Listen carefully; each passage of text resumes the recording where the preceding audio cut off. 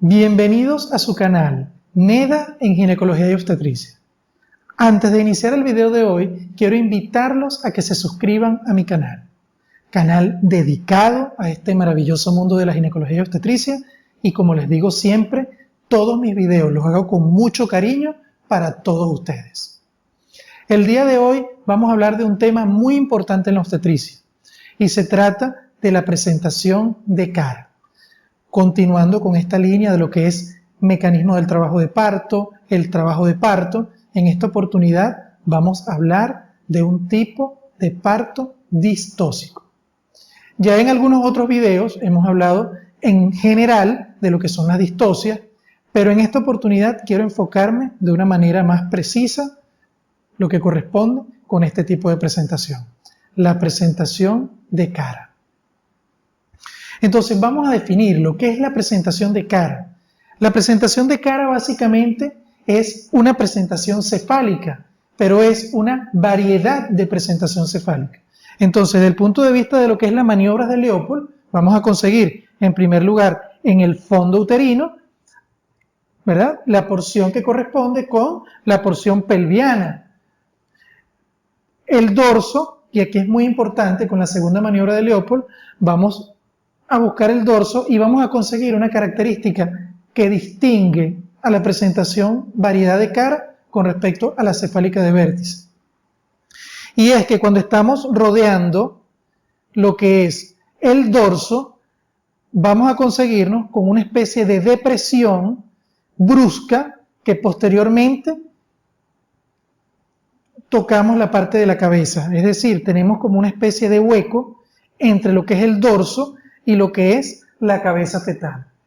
Este signo es el llamado signo del golpe de hacha de Tarnier. Es característico. Nosotros palpamos el dorso y vamos consiguiendo que el dorso hace como una especie de hueco que posteriormente, de manera brusca, nos aparece la cabeza. Esa palpación de ese hundimiento es lo que se conoce como el golpe de hacha de Tarnier. Algunas literaturas lo toman como un signo patognomónico de la presentación de cara. Pero por supuesto, cuando hagamos el tacto, es que vamos a tener datos mucho más precisos de este tipo de presentación. Por supuesto, cuando hagamos la tercera maniobra de Leopold, vamos a conseguir que es una presentación cefálica, ¿ok?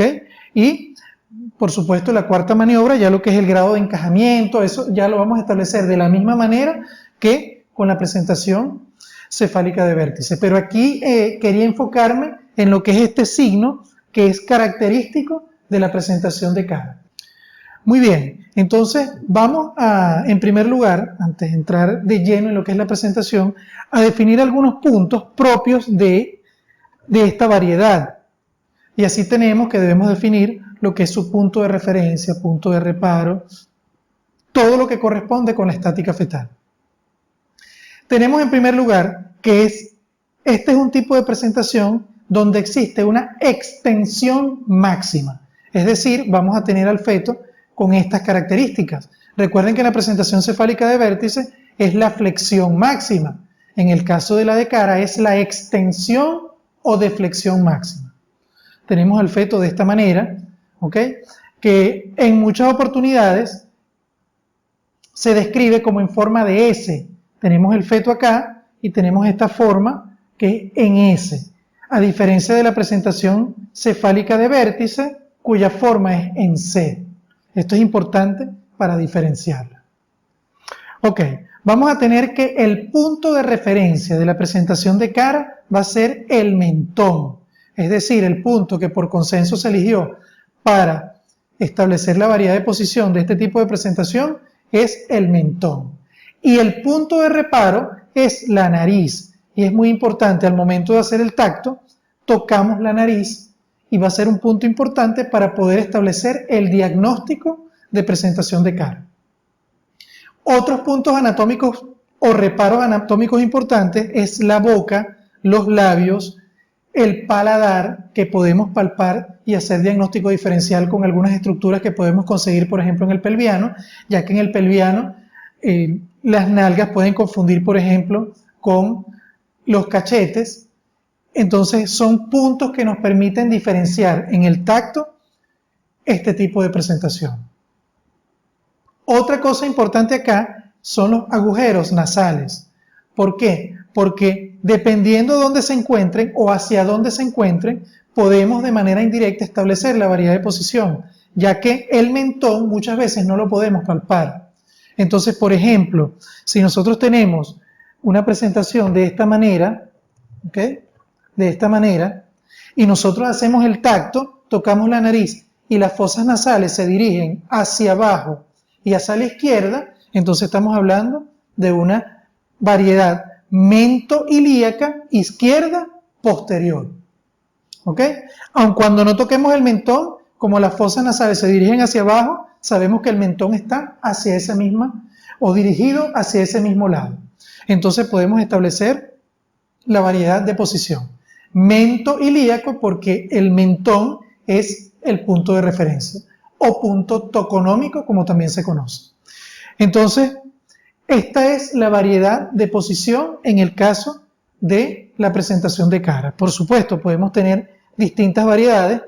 Las variedades izquierdas vamos a tener, por ejemplo, variedades anteriores,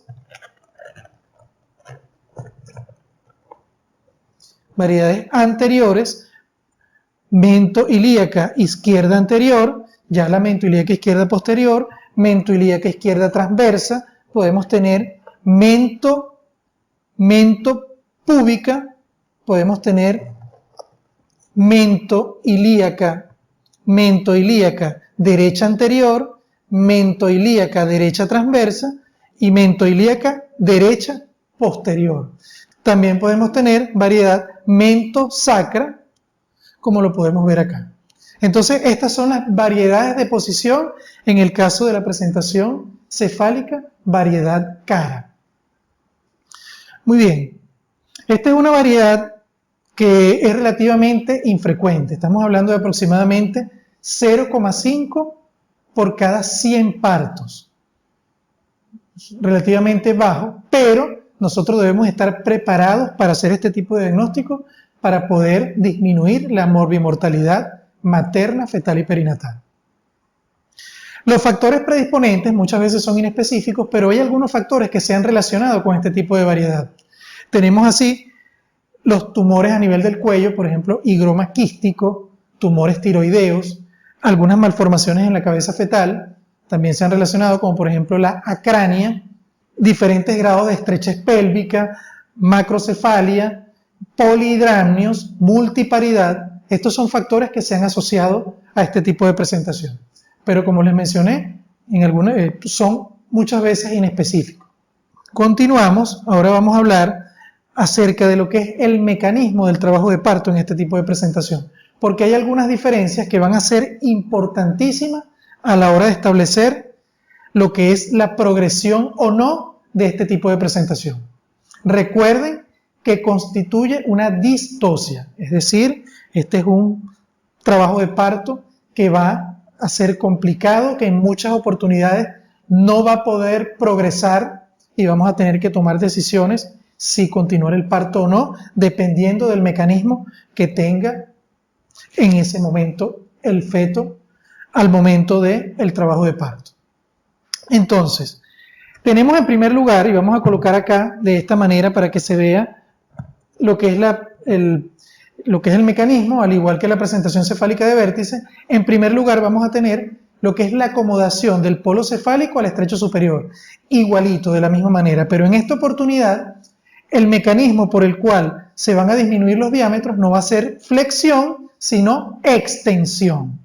En este momento el feto no se va a encontrar en un grado de extensión máxima, sino que se va a encontrar en un grado de extensión intermedia, así, de esta manera, ¿ok? Y se va a acomodar.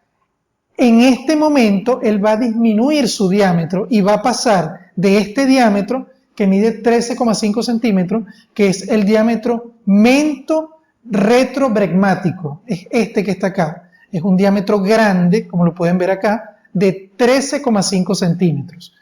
Entonces él reduce su diámetro en la acomodación al diámetro submento-bregmático, que es este que está acá, como lo podemos ver acá, de así, así, así. Es un diámetro muchísimo más pequeño que este que está acá, y mide 9,5 centímetros. Entonces, de esta manera, él se va a acomodar ya con la flexión máxima al estrecho superior. Se acomoda de esta manera, se va a acomodar. Ok.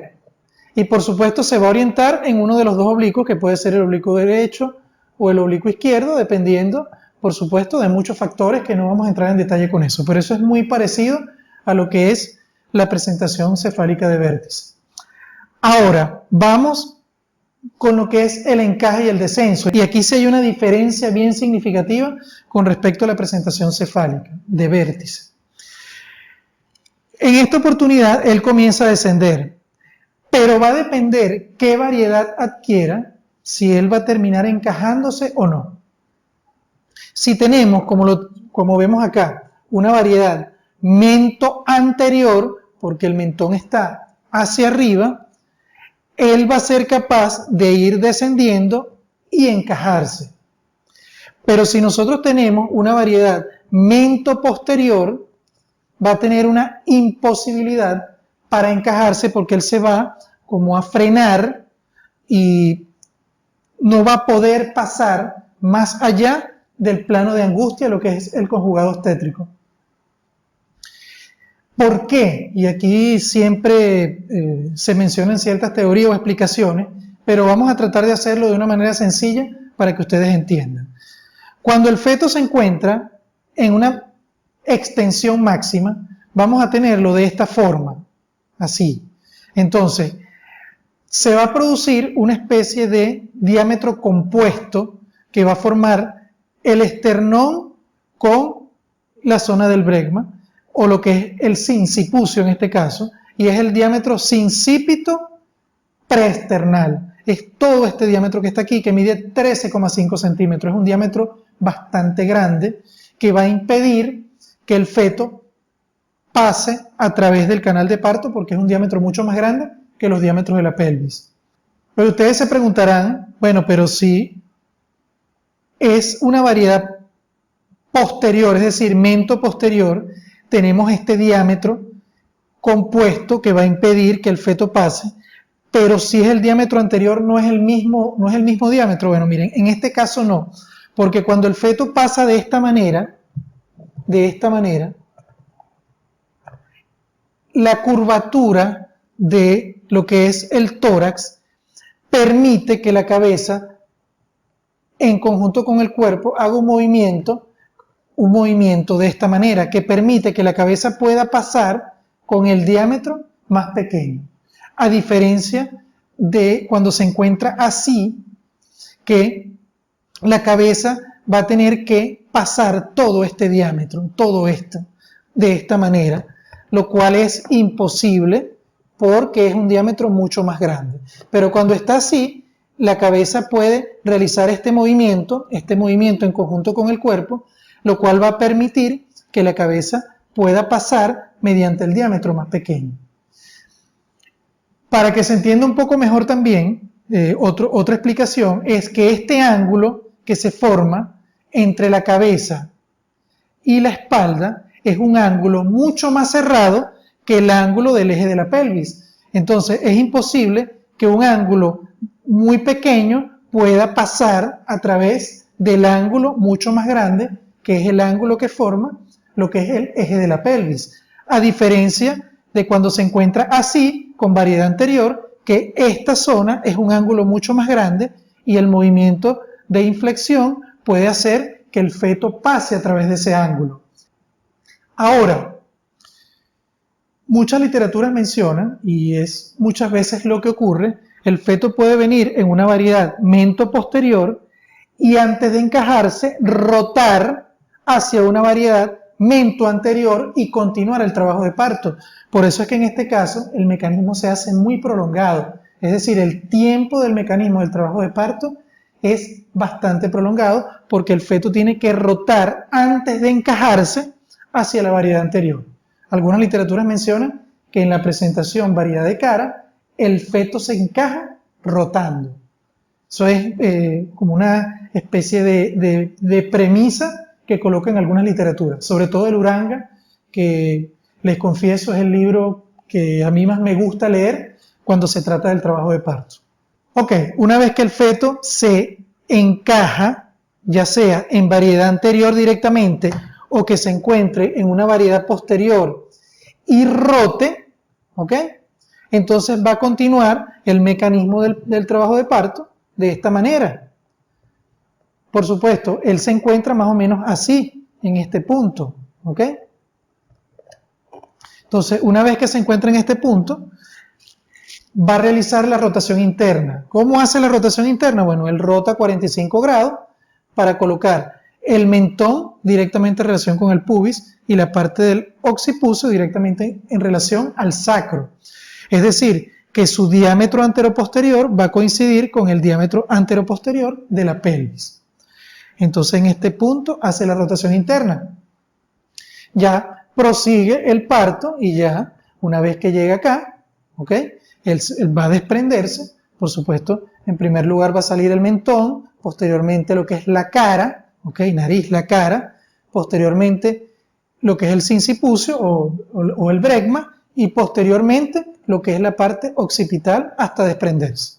En este punto ya se hace lo que es el mecanismo de restitución y se coloca un hombro anterior y uno posterior porque el feto lo que hace es rotar hacia uno de los lados de esta manera y ya aquí finaliza desprendiéndose el feto, por supuesto, el mecanismo sale el hombro y sale el otro hombro y completamente lo que es el parto de este tipo de presentación.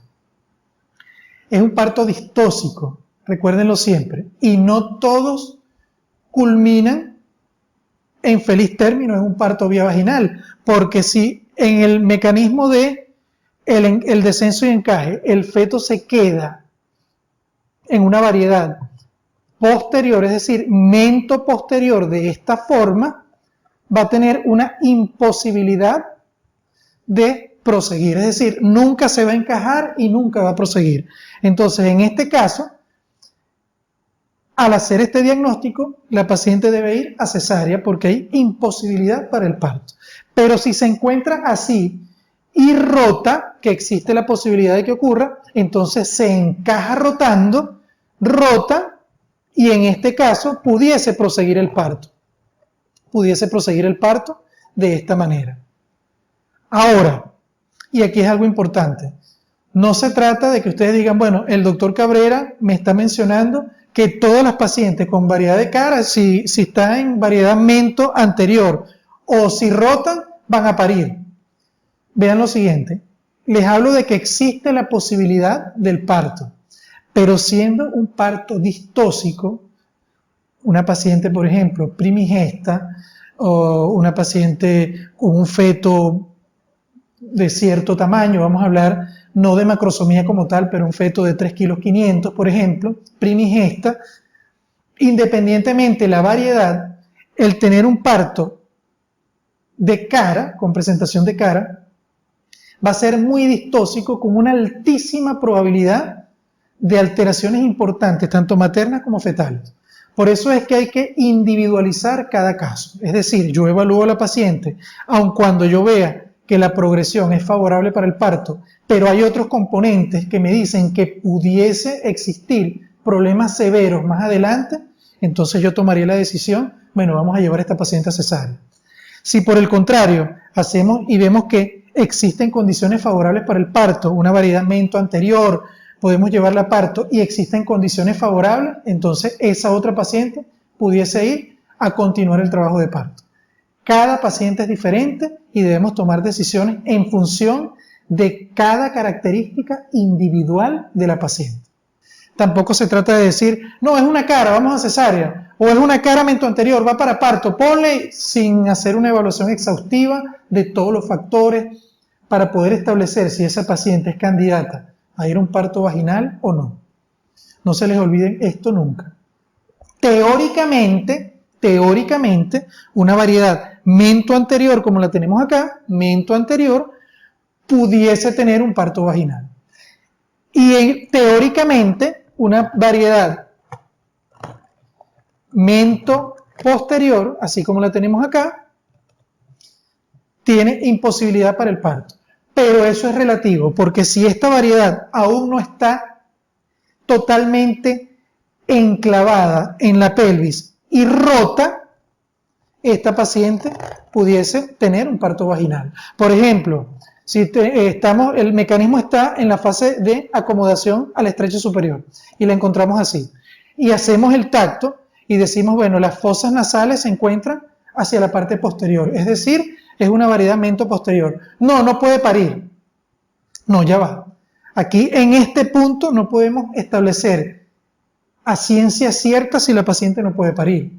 Aquí debemos esperar que continúe el mecanismo y estar evaluando a la paciente, porque si el mecanismo continúa y se encaja rotando, es decir, cuando comienza a descender, comienza a rotar y se encaja de esta manera, en este caso la paciente puede proseguir su trabajo de parto. Repito, individualizando cada caso. Pero en el caso de que ella se encuentre así, con una variedad mento-posterior de esta manera, y se enclave y no rote cuando hagamos el tacto, entonces en este punto sí hay imposibilidad para la continuación del trabajo de parto y la paciente debe ir a cesárea. Todas estas cosas son muy importantes que la tengan en cuenta a la hora de atender a una paciente con este tipo de presentación.